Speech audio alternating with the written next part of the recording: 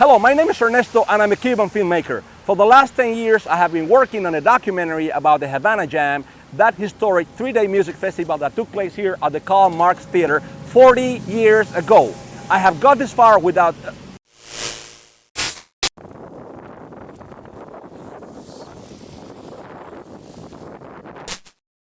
I have got this far by myself, but I cannot finish it without your help, so I will appreciate your support.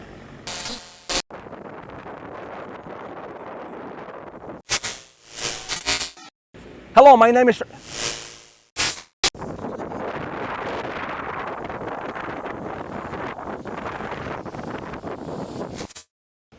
Hello, my name is Ernesto and I'm a Cuban filmmaker. For the last 10 years I have been working...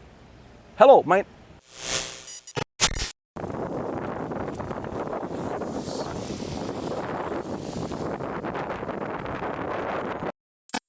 Hi, my name is Ernesto Juan.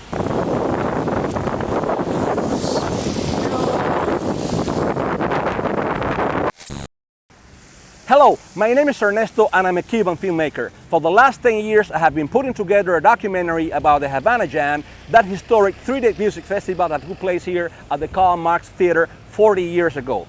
I have got this far by myself, but I cannot finish it without your help, so I will appreciate your sincere support. Yeah, let's go.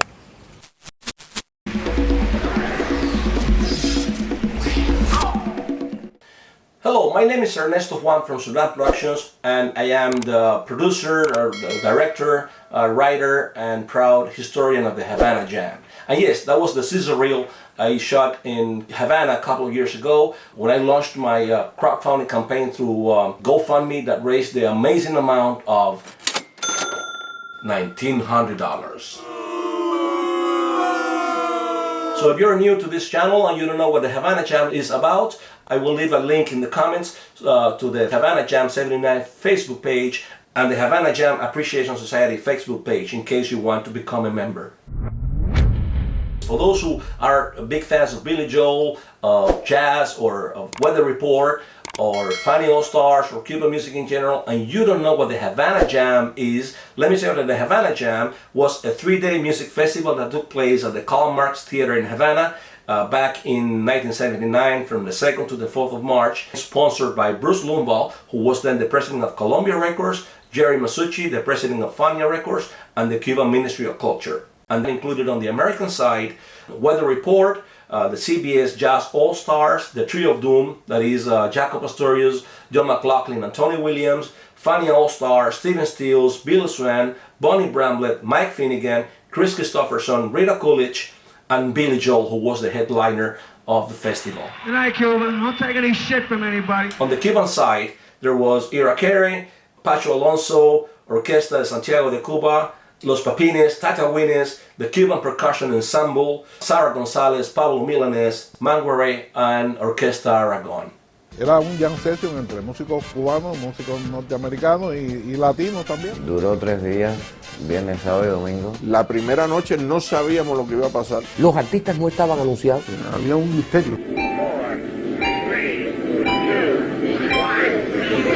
So without a doubt, Havana Jam was a unique and very historic event that gathered musicians from different genres, from rock, pop, jazz, Latin music, and authentic Cuban music.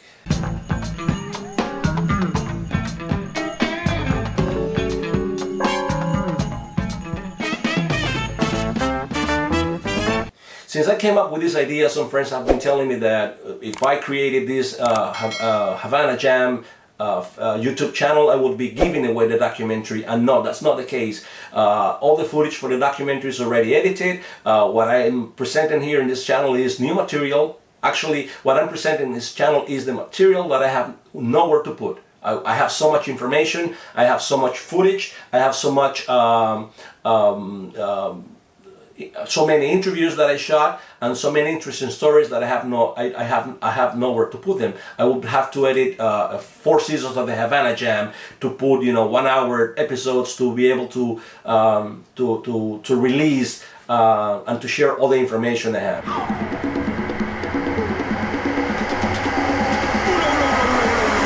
So in the Havana Jam channel, we will be presenting interviews with Billy Joel, Rita, Coolidge, and some of the musicians who were part of the event, of the festival in Havana. I will also play tribute to some of the musicians who participated in the Havana Jam that I interviewed in these 11 years and sadly are no longer with us. It was very important. It was the first time in 20 years, we went from the embargo. During this Carter administration, we had this window of opportunity whereby cultural exchanges were encouraged. It had been so long since the United States and Americans and Cubans had any kind of contact. So we will be talking about how Bruce Lumval came up with the idea, how he approached the Cuban authorities, how he was given access to the Ministry of Culture, what happened before the event. Everybody was so excited about going to Cuba. We came to Cuba feeling like students. I was very excited about the chance to go to some place like that. Even going to Havana was an exciting proposition because it was off limits. We were all so excited to be a part of something like this. I remember as soon as the plane got up in the air, I went to the bathroom in the back and there were Dexter and Willie Bobo sniffing a little powder in the back, and I thought, oh, these guys are pretty bold. What are you doing with that? Are you crazy? He goes, I know it's the death penalty. What happened during these 3 days? It was an American band, then a Cuban band, then an American band, and a Cuban band. Everybody was excited. It was such a beautiful, beautiful setting. There was such camaraderie. The musicianship was incredible. There was a mojito bar backstage, and everybody congregated around that mojito bar. And the mojitos were going down fast and smooth. Después que terminamos la presentación de Irakere, pues invitamos a varios músicos de la CBS que habían venido y subieron al escenario varios de ellos. Fue una cosa bien bonita porque eso fue un verdadero jam. What happened after the festival? That camaraderie and everything is what really sort of moved it down the line to get Irakere signed to the CBS record label and to have them as a support artist on the road with Stephen Stills. Havana Jam was about Irakere.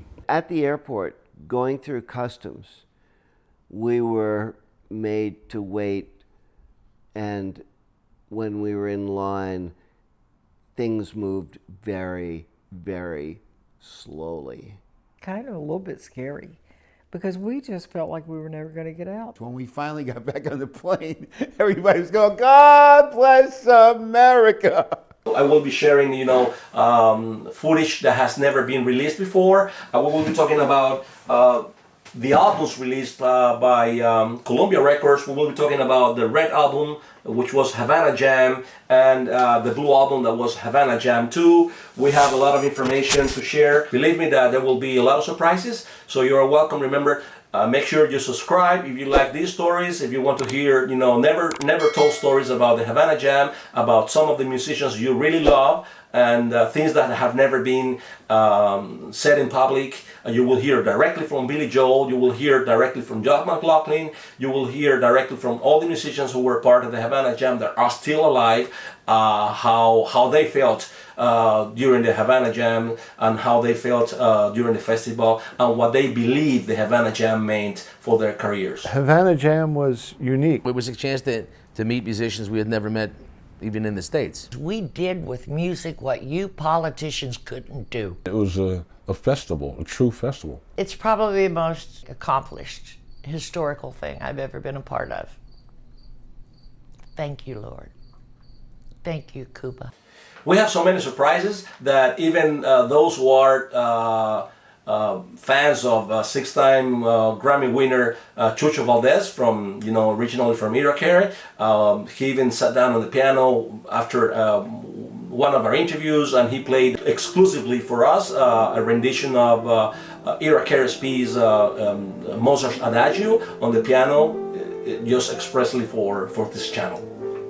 So if you are a Billy Joel fan, this is the channel for you. If you are a jazz fan, this is the channel for you. If you like John McLaughlin, if you like Stephen Stills or Weather Report or Tony Williams or all these luminaries who were the Havana Jam, this is the channel for you, because here we will be talking about things that have never been said before. And many of these things are being told directly by these musicians.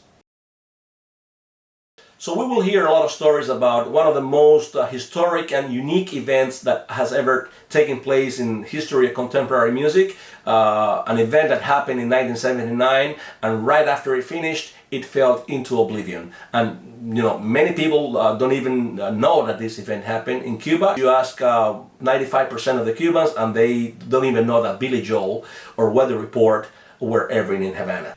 Son cosas que sucedieron que en aquel momento fueron tremendamente trascendentales, fueron importantes, y después cayó como un telón de silencio. Es esa política del silencio que nos ha perseguido, que nos sigue persiguiendo. Date cuenta que era el enemigo en casa. Nosotros estábamos a la defensiva y ellos no vinieron a agredirnos. So we have a lot of surprises. Make sure you subscribe to the channel, hit the bell button, and stay tuned for new uploads. See you next time.